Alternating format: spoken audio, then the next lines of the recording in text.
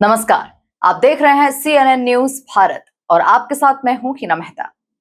आगामी सावन माह और कांवड़ यात्रा को लेकर कैबिनेट मंत्री धर्मपाल सिंह की अध्यक्षता में समीक्षा बैठक आयोजित की गई। बैठक में प्रशासनिक, पुलिस और विभिन्न विभागों के अधिकारियों ने भाग लेकर तैयारियों की समीक्षा की।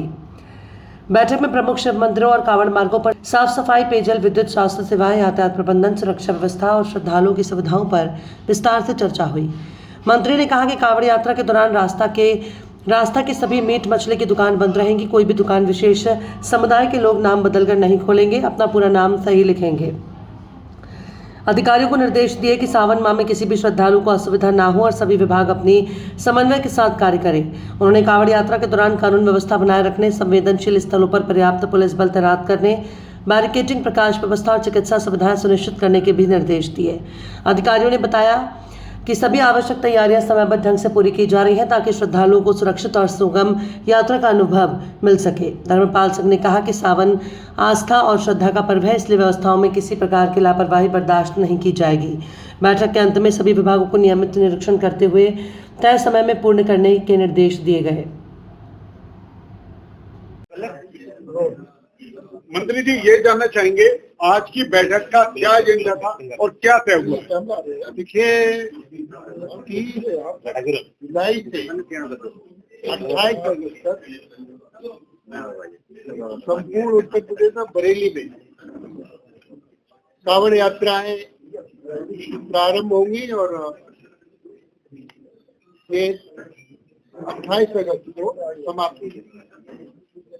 यात्राएं अर्थपूर्ण होती और इनमें कुछ रीति रिवाज होते हैं और ये रीति रिवाज धार्मिक मान्यताओं से जुड़े होते हैं, इसलिए इनको बदला नहीं जाता। आज पुलिस जिलाधिकारी, वरिष्ठ पुलिस अधीक्षक, सभी माननीय हमारे जनप्रतिनिधि, विधायक, सांसद और संगठन के पदाधिकारी, क्षेत्रीय अध्यक्ष और प्रदेश के उपाध्यक्ष आदि हमारे जिले के तीनों अध्यक्ष, इस तरीके से महत्वपूर्ण विभाग से संबंधित नगर आयुक्त, स्वास्थ्य, विद्युत, सड़क, मुख्य अभियंता से लेकर शासकीय अभियंता तक इन अधिकारियों को बुलाया गया था और इसमें पूरी तरीके से यात्राएं सुरक्षित हो जिलाधिकारी ने अवगत कराया। वो बैठक करके इन यात्राओं को पूरी तरीके से व्यवस्थित कर चुके हैं, कहीं पर किसी तरीके से कठिनाई नहीं आएगी। 7,000 जत्थे बरेली जनपद में कांवड़ यात्रा के रूप में निकलेंगे। जितने भी मंदिर हैं भगवान शंकर के, हर मंदिर पर मजिस्ट्रेट की ड्यूटी लगाने का काम किया गया है और कांवड़ यात्रा पर प्रारंभ से लेकर स्थान के पहुंचने तक, और मान लीजिए कहीं बरेली के कांवड़ यात्री को बदायूं में या कहीं अन्य जिले में कोई दिक्कत आती है तो हमारी बरेली की पुलिस कांटेक्ट करके उसकी पूरी रक्षा और सुरक्षा का पूरा प्रबंध करने का काम करेगी। तो इस तरीके से मेडिकल किट देने का काम और नेगेटिविटी कोई ना फैला पाए, तो इसके लिए सोशल मीडिया पर भी नजर रखने की पूरी योजना बनाने का निर्देश दिया गया है।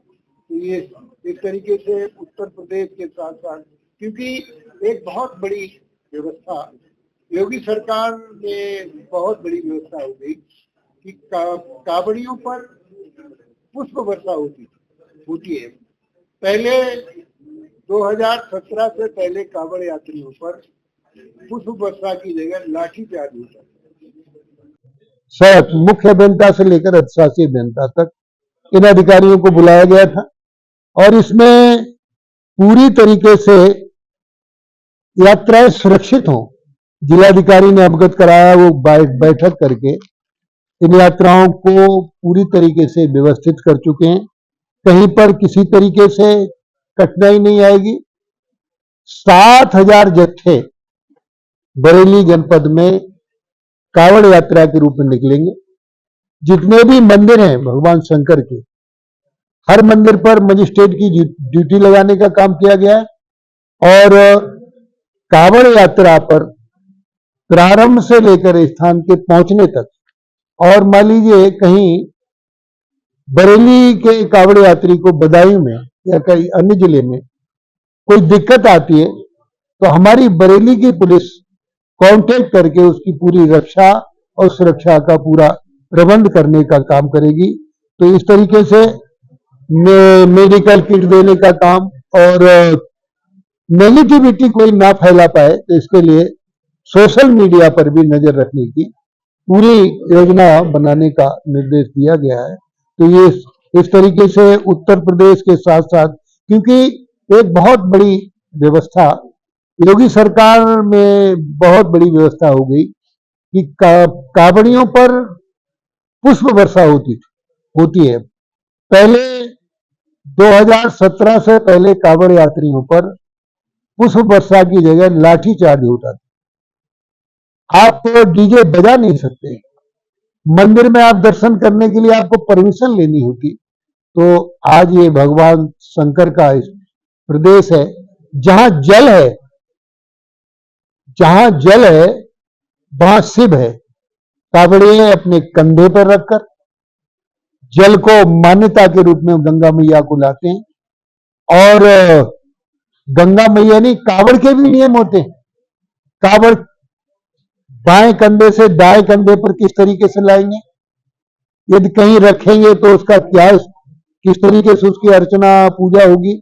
तो जहां जल है वहां शिव है और जहां शिव है वहां कल्याण है।